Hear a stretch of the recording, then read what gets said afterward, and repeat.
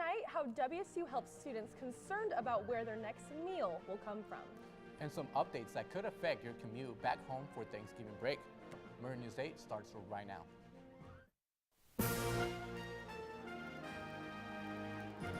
From Studio B on the campus of Washington State University, this is Pullman's only nightly newscast. This is Murrow News 8. Good evening, I'm Aijane Taylor. And I'm Guillermo Mota. Welcome to Murrow News 8. With Thanksgiving next week, food is on a lot of students' minds. Murrow News 8 reporter Mackenzie Foster went on campus to find out another reason why food is on the brain. Researchers estimate that nearly half of all college students in the United States feel insecure about reliable access to food. This shocking fact prompted ASWSU to take action to make sure this issue no longer exists on our campus.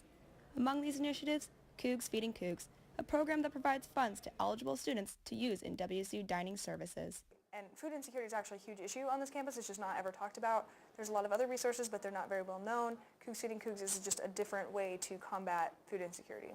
The program considers students who do not possess immediate funds to buy food. If accepted into the program, all WSU dining services accept the Cougs Feeding Cougs dollars. In order to request food assistance or to give to the program, visit the Cougs Feeding Cougs homepage. Once on the page, you can either click Request Food Assistance or Give to the program and follow the instructions from there. Anyone can donate using a credit or debit card. Additionally, students with an excess of RDA at the end of semester may also contribute those funds to Cougs Feeding Cougs. I serve many people every day, and I never really think about Cougs that might have to question where their next meal is coming from. I think this program can be very beneficial for Cougs that need a next meal. The current Cougs Feeding Cougs balance stands at just under $7,500, but the bigger the budget, the more Cougs that benefit from a meal they need. Mackenzie Foster, Murrow News 8. Thank you, Mackenzie. With many students, including those hungry ones from the last story, heading out of town for the upcoming week-long break, Pullman City officials warned drivers to avoid taking routes that involve Grand Avenue. Officials will reduce the south end of the Grand Avenue to just one lane due to traffic construction near the Evergreen community. Delays could be up to 20 minutes throughout the day. And speaking of driving out of town, starting today, the Washington State Patrol announced they plan to conduct heightened patrols from now through the 25th, as many WSU students plan to travel across the state for a break and also coming back for the Apple Cup in Pullman next Friday. District troopers advised students traveling to obey speed limits and be very wary of changing road conditions, as troopers will be on high alert for speeding drivers and distracted driving violations. When we come back, we find out how the stress of graduating affects students. I can relate to that. And an update on a WSU professor fleeing from his home in California. And a beloved holiday vendor closing down for the season. Murrow News 8 continues.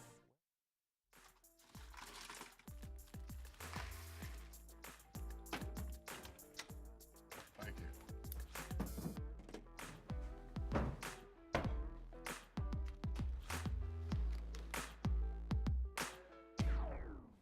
You got a king? Go fish! In your face! In your face! The smallest moments can have the biggest impact on a child's life. Take time to be a dad today.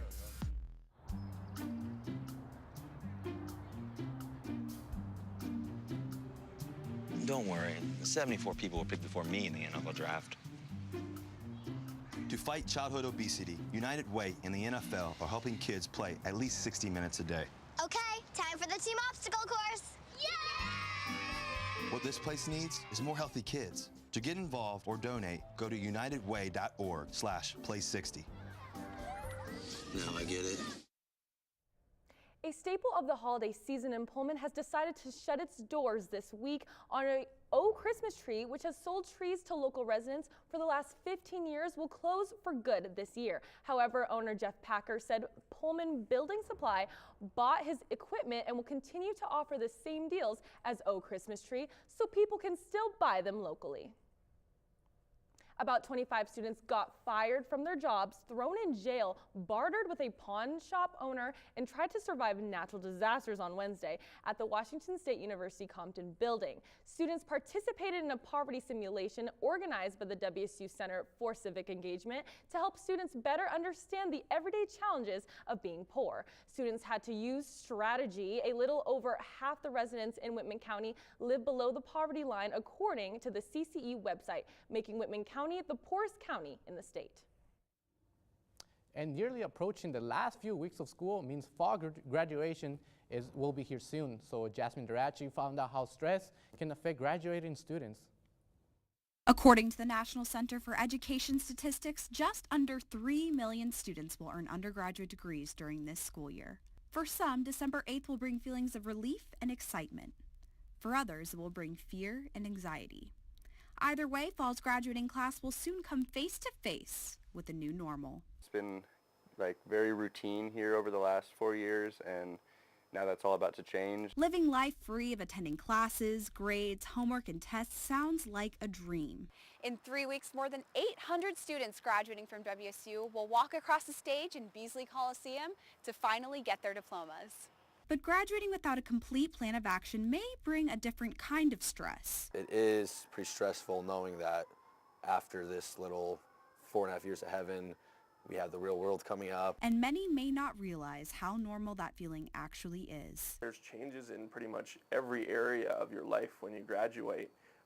And the less clear it is exactly where you're going to go and what you're going to be doing, the more stress people tend to feel. Stress indicators may include feelings of sleeplessness, irritability, failure, and lacking control. Managing the post-graduation stress can take on a variety of forms. Exercise is good for you in a lot of different ways, but in general it's good for your physical and mental health. Other helpful methods include meditation, yoga, eating healthy, and taking comfort in the fact that many people also feel this way. For students like Kyle and Chris, Dr. Spradlin says taking these steps while entering into the next phase of life will help make the transition a little smoother. Reporting from Pullman, Washington, Jasmine Durachi, Murrow News 8. Thanks, Jasmine. A WSU professor and his wife fled their California home last Thursday with their 3-year-old daughter to escape a fire that would destroy their house. Jack McNasser, a professor of anthropology for WSU Global Campus, and his wife both earned their PhDs from WSU. For the first hour of the fire, the McNassers helped elderly neighbors evacuate their homes before leaving. Jack's sister made a GoFundMe account for the family and has already raised $12,000. The fire, dubbed the Camp Fire, has killed 56 people, making it the deadliest in the state's history. Coming up after the break, Brianna Childress will bring us your Thanksgiving break forecast. Stay with us.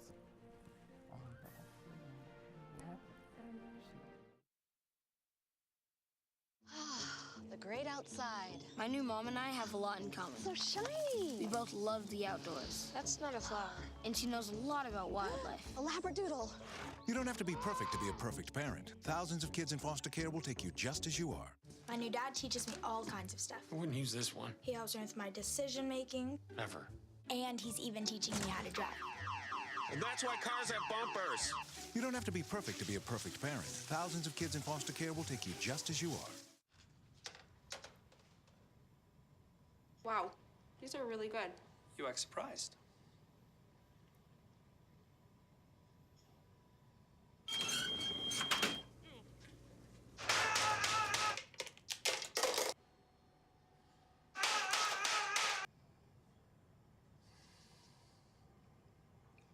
Practice makes perfect. You don't have to be perfect to be a perfect parent. There are thousands of teens in foster care who don't need perfection. They need you.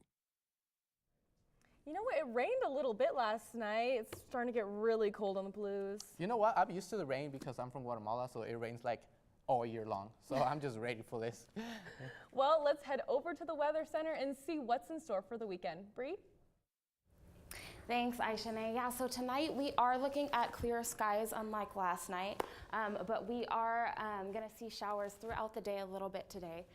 It's going to cool down to about 36 degrees tonight, but we're looking at a high of 48 degrees throughout the day. And then throughout the rest of the state, we're looking at temperatures that are fairly similar as to that in Pullman. As you can see, Yakima is looking a little bit hotter than the rest of eastern Washington at 55 degrees. And then in Spokane and Pullman, we are looking at a temperature of 48 degrees in Pullman and then 45 in Spokane. And then it's going to cool down to about 24 degrees later on tonight. And then tomorrow in the morning, we are looking at sunny skies, but in spite of the sunny skies, it is going to be a little bit cooler. So just make sure if you're headed out, you grab your jacket and you bundle up quite a bit. In the afternoon, we are looking at showers. So just make sure that if you're headed to the game or if you're headed out for work or whatever, you grab an umbrella, jacket with a hood, whatever. In the evening, it is going to cool down quite a bit, so look out for that as well. Throughout the rest of the week, we are looking at temperatures that are pretty similar from day to day. On Sunday, we are looking at a temperature of 44 degrees, and it'll cool down to about 26 degrees. Throughout the rest of the week, we are also looking at high 40s, and then it'll cool down to high 20s or low 30s throughout the rest of the night. So fairly similar temperatures throughout the rest of the week. It is going to be pretty cool in spite of the clear skies, so just make sure that you're bundling up. Maybe grab a jacket, a scarf if you're headed for work or school. And if you're headed to the game, again, look out for that. I know that I'm excited to go, but it is going to be pretty cool, and we are looking at some rain. So that's all I've got for you guys. Back to the desk. Thanks, Brianna. You know what? I'm so dramatic that I bought like 17 sweaters and I was wearing them all like at the same time this week. So I look like I look like a psycho, to be honest. You know what? I was actually born in winter, so this is my favorite kind of weather. Just sunshine, but it's still cold. So you know you can balance it out. You don't agree? We cannot be friends. I'm a summer type of guy. It's fine. We don't have to be friends. I'll stay in the cold. And coming up after the break, we got some stories about pound turkey, so stay with us.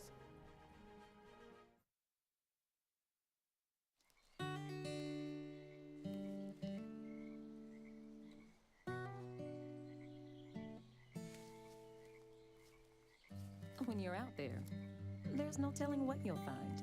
I see it, I see it.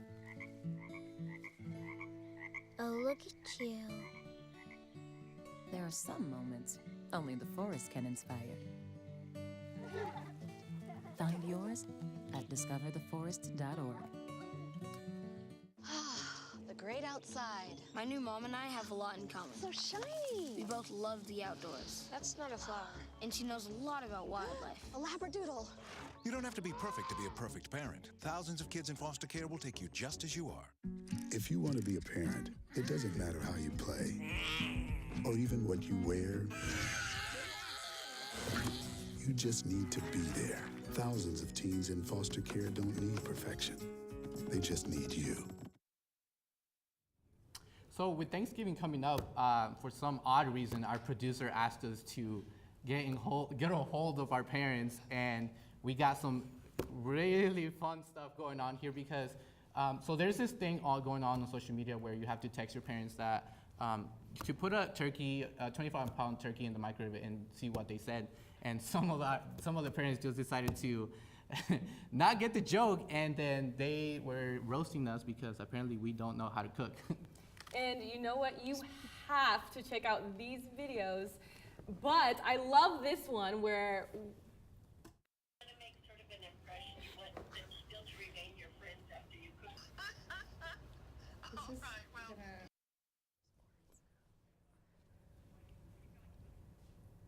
So it turned out funny because our parents did not know what was going on. And then, so we got several texts from parents just concerned about our health. So I feel like some of us will get some turkeys, some cooked turkeys on the mail.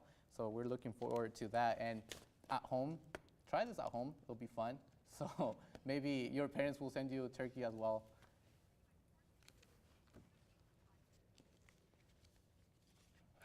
And thank you for tuning in. And then we got the Cougar Corner next, so stay tuned. Good night, Pullman.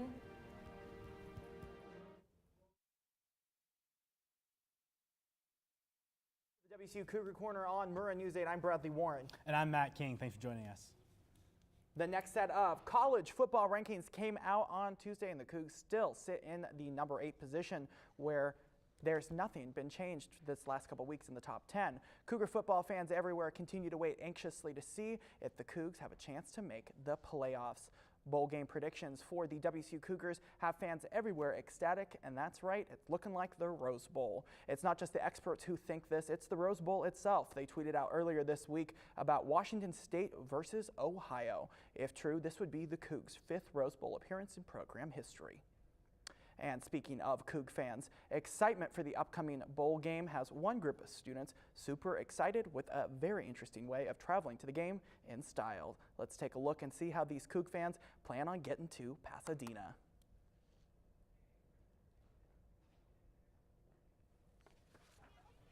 When you think of a Cougar football Saturday, many WSU greats come to mind. Jack Thompson, Drew Bledsoe, and Steve Gleason, to name a few. But a cult hero of sorts comes in the form of a 1973 Dodge Sportsman RV. It was the spring of 2017 and 5 eager WSU students rounded up some cash and made what would be the best purchase of their college careers. Last spring, there's a group of guys, senior guys that we knew, that wanted to get rid of this for $800, which is what they bought it for. And so very quickly, myself and 4 friends scrounged up $800 and made him an offer on the spot, and we have been the proud owners ever since. Getting the 45-year-old RV started can be a challenge, and well, getting it to move, that's another story. Turning the key in the ignition, the old girl huffs and puffs, and on the 3rd try, just like a charm, fires up, right on cue. The things that work in this RV are far and few between. It starts up usually.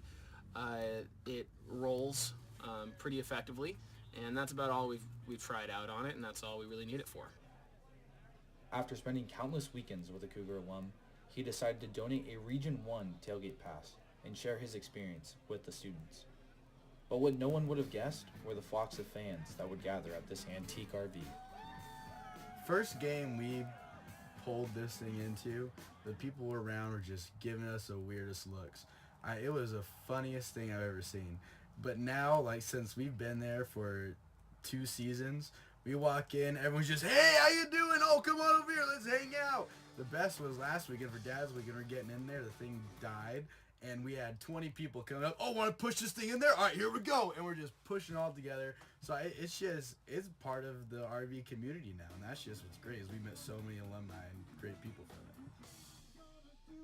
As many WSU football fans know, being a Cougar means more than just the heroic wins and brave losses, but comes down to the spirit of the Cougar fans and the WSU community.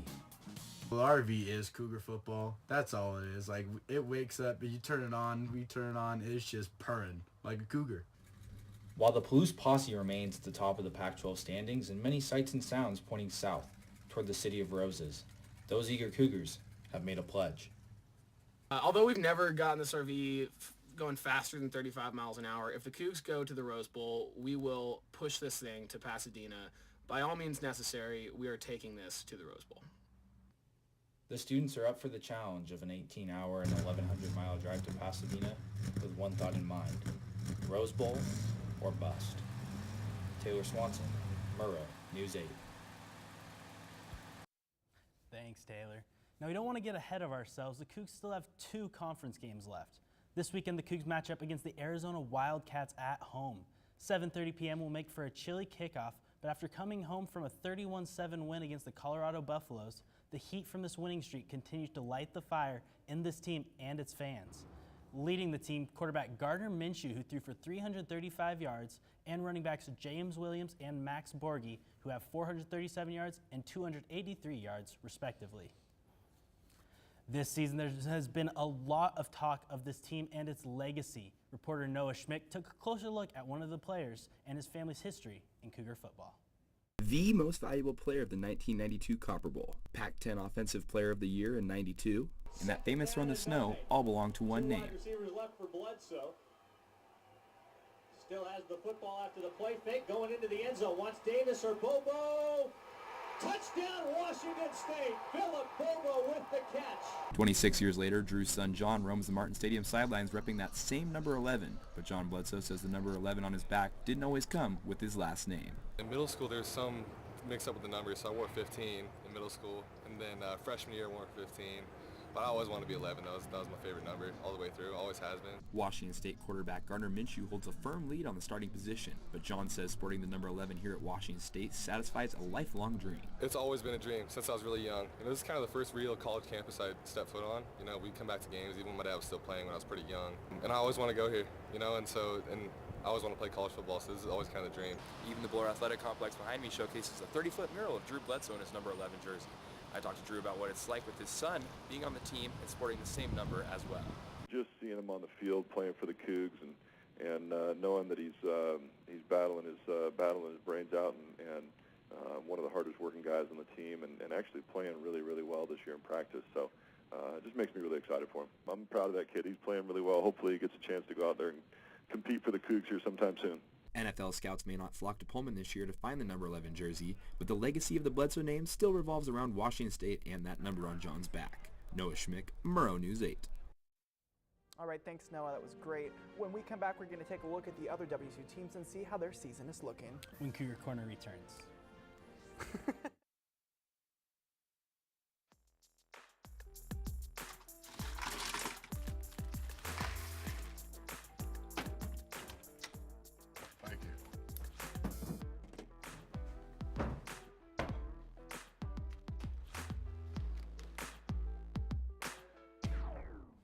You got a king? Go fish! In your face! In your face! The smallest moments can have the biggest impact on a child's life. Take time to be a dad today. Can you help me with this? My new dad teaches me all kinds of stuff. Sure. He helps me with homework.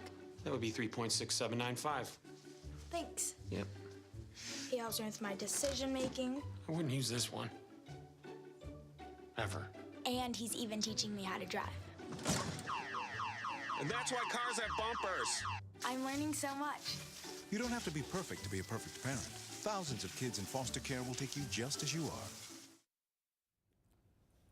The Lady Cougs had a tough matchup against number 2 Georgetown today.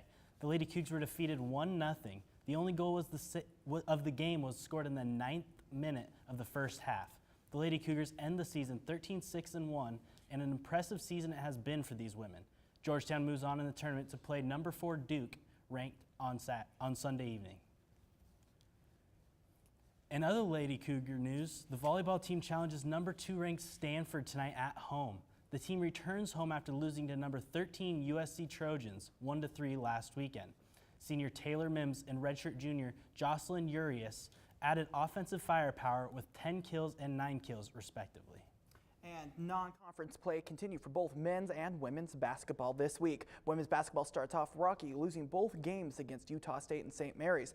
Next, playing Nebraska. Hoping to bounce back from their loss to Seattle, 69-78, men's basketball plays Cal Poly on Monday.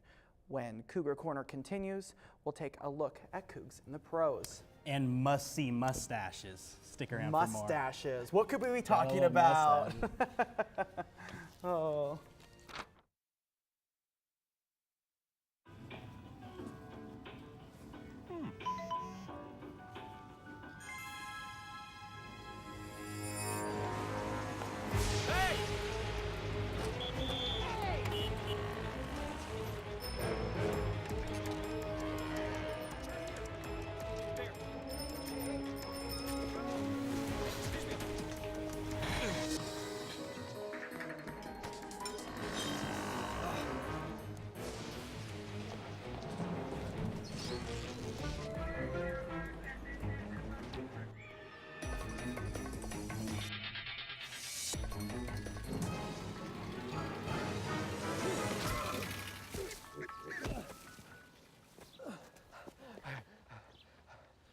So, same time next week?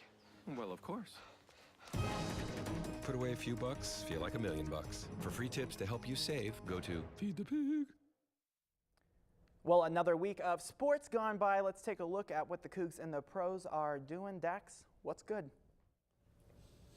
Thanks, Bradley. Well, Splash brother Thompson struggled in his most recent outing versus Houston last night.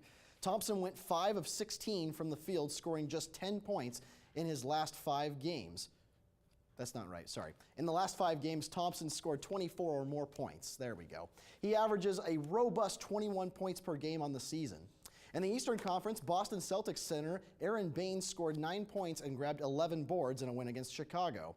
Over to the NFL, Broncos wide receiver River Craycraft has not recorded a catch yet, but that might change this weekend when he treks out to LA against the division-leading Chargers. And let's not forget about Seagal Aaron. In her 3rd season with the Seahawks, it's unclear if her cheering helped defeat Green Bay at home last night, but fair to say, her team spirit certainly adds to the home field advantage. I knew you'd like that one, Brad. Back to you.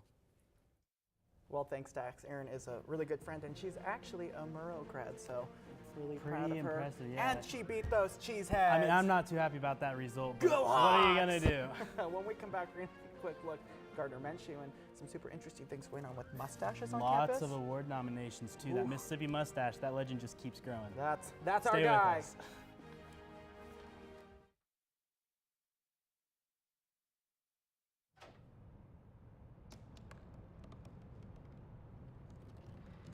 They said I couldn't dream. Called me a piece of trash and swore that's all I'd ever be.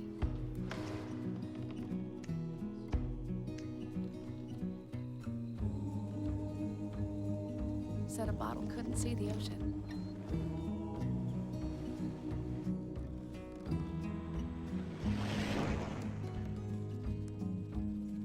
Give up. Go back to the dumpster.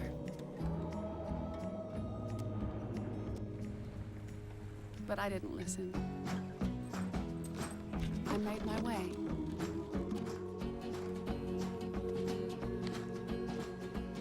And now, I am what I've always wanted to be.